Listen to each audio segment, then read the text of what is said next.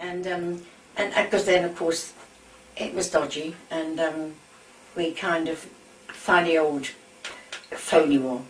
It was called the phony war, and we thought, well, this is war. What's happened? No air raids, nothing. Quite quiet. Chaps have been called up. Pop was called up in the following 6 months, but he wasn't the first 6 months. And it was a phony war, and it was a very strange feeling, really. Apart from feeling a shortage of food, you know, a couple of ounces of tea each a week, but that you got used to. But it was quite phony. It was very odd when it's going to happen. Of course, you've got bulletins coming all over the place, and then back with the war. And then eventually, it started the following September. I think that was probably, to me, it was the most scary. I mean, you think of all the other things that came. I think the Blitz was, the bombers overhead were frightening. Yeah. I think that frightened me more than anything else, really. They talk about the doodle bugs, but I thought the bombing overhead was much more frightening. Somehow you didn't know a doodle bug was going to come, and you didn't know, but you could hear those, and the sky was black with them sometimes at 6 o'clock at night. I mean, hundreds of German bombers above, going over to the East End and dropping them on the way. That's why we got a lot, you see. Whereabouts were you living? We were in West Hampstead. And see, people would say, how can he drop the bombs on civilians? But he wasn't. They were after the railways, because I lived right near the railway. So they bombed all down Ackle Road. Waterhouse Gardens had 3 lots. And one night, it began to hot up then. And that's when we all had to... I remember, it's funny that Pop was called up then. Pop got his papers and had to go. He went to a place called Trowbridge near here, and straight into the Royal Corps Signals, because they'd had some Morse code training, and immediately, no choice at all, he had to be a wireless operator, which was good. That's it. He probably might not survive the war if he'd gone to the African front, because he was trained in the Morse. They put most of them, they were able to then straight away become wireless operators, which is just as essential as anything, you know. Yeah. So he was in Trowbridge training, and I remember that would be about the Blitz started in 1940, and it went right through, I should think, well, there was 40,000 killed in the East End. You imagine, it's not far from us. How long did it last, the Blitz? I would think September to Christmas, and that was the worst to me. I know we had lots of things after that, but there's nothing more scary than these black shapes in the sky. They're over your head, aren't they, Jack? How often was and that? my mum, nightly, every night. And my mother used to say, oh, they did look menacing, you know. And that's when they had these wonderful dog fights over the Spitfires were wonderful. I mean, if you lived in Kent, I had friends that lived in Kent, could watch them, intercepting them, you know, trying to get them down. Derek next door was a 10-year-old boy, and he lived on the edge. And he said, because at 10 you think it's wonderful, you to watch them when they're coming over the German bombers and the Spitfires going up and not shooting them out of the sky. Yeah. Used to watch that. And we had, I should think, every night from September until, I should think almost every other night we had our windows go every night. And the windows? Well, we used to, first of all, the air raid would go, air raid warning would go, and you kind of got into you went to bed and you got up, you know how it is. I mean, remember we had to go to work the next day. We were all young people going to work. And I know it was Ida and I at home, and Eileen was next door with Dan, but we had the one big shelter in the garden, because they then came and put these Anderson shelter. Every garden had an Anderson shelter. We had 2 in ours, and there were bunks in there, and about 6 foot under. As opposed, I mean, if they hit that, too bad, but if they hit the house, you had a chance of just getting away with blast injury. So we used to go to bed, and 6 o'clock in the morning was regular. It was just a regular thing. You knew it was coming. Tell everybody it comes again. And you go into the shelter and you get the all clear a half an hour later, and you get up and go in. Sometimes it'd go on most through the night, or 6 o'clock, 3 hours it would be. or 6 o'clock, 4 hours. So we just made beds there. This is where most Londoners, we just slept in the garden for 3 months. And that's almost incredible. I will tell you that. We used to take, there was another shelter next door where the boys had, the stand wasn't called up then. They took their guitars in there, I remember. And we used to go down, and we just got slacks and tracksuits on, and we used to just go down at 6 o'clock, take some food down, and we just didn't get up to 6 in the morning because you couldn't keep, it was much more difficult to keep. Perhaps it would go the morning at 6 and the old crew would go at 10 and start again at 11 all through the night. So far better to get your head down. And then at 6 o'clock the old crew would regularly go. It was like magic. And you'd pull back the thing and jump, and you'd just, well, you'd know if the house was there because you'd been badly hit, but you'd get many knocks in the night. So you did it at night time? Yeah, one night, the Blitz was mostly at night. Right. One night we was a really bad bang, and you just, it's not funny. You're underground, and the next one could be on you, couldn't it? And so, where's that? And the nearest we got was Woodchurch Road. That was like, say, up Sheriff Road on a corner, like going down to Sandford. It missed us by much, really. And it knocked down a whole block of flats, a whole house, 3 houses, which is a block of flats now. And killed ever so many there. So it concentrated the mind. And you were barely 2 streets away,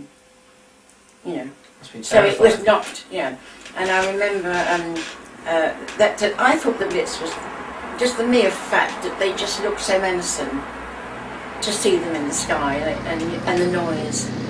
My mother would say, "What?" They would go, and they were going mainly when they bombed the hell out of these. But so many suburbs got it on the way. And then one night, it was the biggest night of all, and it was a light used, I think it was 40,000. And Auntie Ida said to me, I remember that, I don't know why I had this feeling.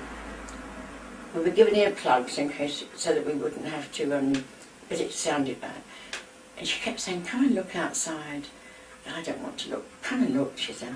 And the sky was alight all around us. Poked her head out, and the sky was just a red flame. Really? And you think about West Hampstead to the East End. I mean, it's like northwest London to East London. Yeah. And it was just a light. And it literally, it was hundreds and hundreds. I think it was 40,000 killed. And it wasn't funny, really. It was not. You wonder when you think, what you do gets used to, what human spirit does. I mean, you just had to do it. What could you do? I mean, my mother used to do the funniest things.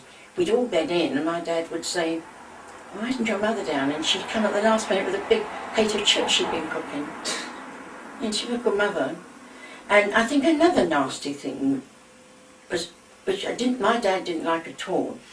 We were all given tin hats, because our chaps, you see, we had a Barrack balloon in the Grange Park, and we had guns, the Bertha guns in different positions all around the streets, in the parks and that. Firing, and ACAC was, so of course when the firing was, the ACAC, it had to come down, didn't it? So of course the following morning you'd see bits of the shells on the floor. You could get one on your head, so you were given these tin hats. And my father really worried about going from the house up to the garden, if the roads were above you. Our chaps were, it was wonderful to hear them firing. A strange paradox, really. Just to hear them firing, it made you think, good. Get the devil's down. But you can't, And I can remember that was nasty. And one night they then said we all had to enrol for fire watching. I don't know why this bothered my dad so much, but Ida was like sort of 17, 18, I was like 21, whatever. And we had to sign on to this place. It was right in the middle of the Blitz. And then we walked to this house in Sheriff Road, which is just the next street. And imagine this, the young guys had all gone, most of them been called out. Men were like 50 and 40. And when there was incenders were a big bother, And my dad, for some reason, was very protective. He was nowhere to let us go. But we had to sign on. And we got to this house and it was a bit frightening. You've got to run up Sheriff Road. And there's things overhead, you know. That's what I'm laughing for. Nigel and I were very frightened. And then we sat there one night with my dad and someone was making a cup of tea. And that was really a dreadful night. There was a road called West End Lane, which went across like down from Kilburn up to Hampstead. And there was bushes called Kingsley's, and it was a night of just fire bombs, you know. And the whole 3 shops were alight, and they were all killed in those shops, and we were just down the road. Really? It was like what could have been, isn't it, really? Mm. They were just down the road, and he wouldn't let us go, because I know, he said, no, you're not going. And the following morning we went home, and there were great big lumps of shells, you know. So we just used to sign on. After that, I don't think we signed on. He said, I don't think it'd be any good, you know. And I think that probably lasted about 3 or 4 months, up to about, it was constant, it was every night. It is late afternoon, and the people of London are preparing for the night. Everyone is anxious to get home before darkness falls, before our nightly visitors arrive. This is the London rush hour. Many of the people at whom you are looking now are members of the greatest civilian army ever to be assembled. These men and women who have worked all day in offices or in markets are now hurrying home to change into the uniform of their particular service. The dusk is deepening. Listening crews are posted all the way from the coast to London to pick up the drone of the German planes. Soon the nightly battle of London will be on. This has been a quiet day for us, but it won't be a quiet night. We haven't had a quiet night now for more than 5 weeks. They'll be over tonight, and they'll destroy a few buildings and kill a few people, probably some of the people you are watching now. Now they're going into the public shelters. This is not a pleasant way to spend the night, but the people accept it as their part in the defense of London. These civilians are good soldiers. Now it's 8 o'clock.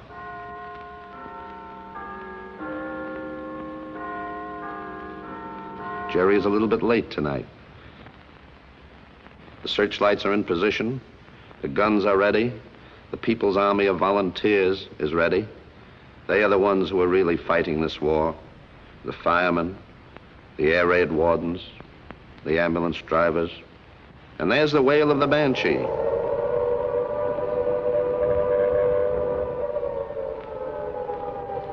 The nightly siege of London has begun. The city is dressed for battle.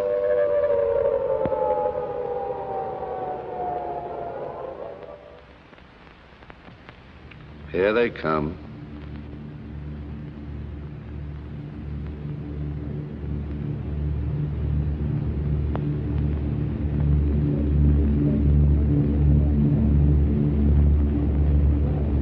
Now the searchlights are poking long, white, inquisitive fingers into the blackness of the night.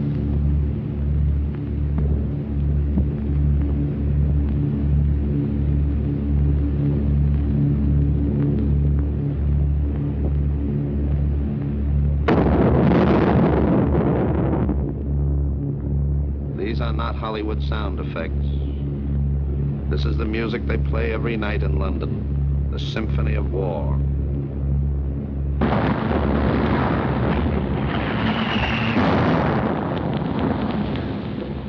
That was a bomb.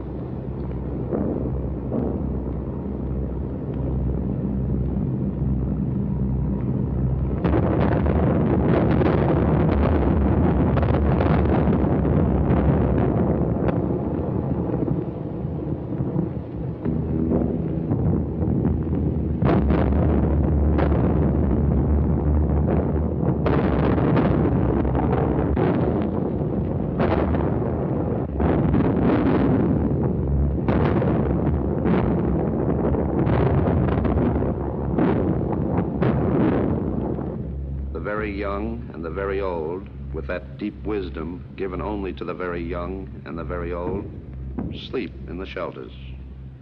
Do you see any signs of fear on these faces? Now the army of the people swings into action. The bombs have started fires. When the bomber starts a fire, he immediately returns, uses it as a target, and drops more bombs, hoping to spread the fire. Yet the people's army ignores the bombs and the spent shrapnel which rains down constantly. Brokers, clerks, peddlers, merchants by day, they are heroes by night. The night is long, but sooner or later the dawn will come. The German bombers are creatures of the night. They melt away before the dawn and scurry back to the safety of their own airdromes. And there's the wail of the banshee again, this time a friendly wail. The all-clear signal tells us that the bombers have gone. It's just 6 a.m. In this last hour of precious sleep, this strange new world finds peace.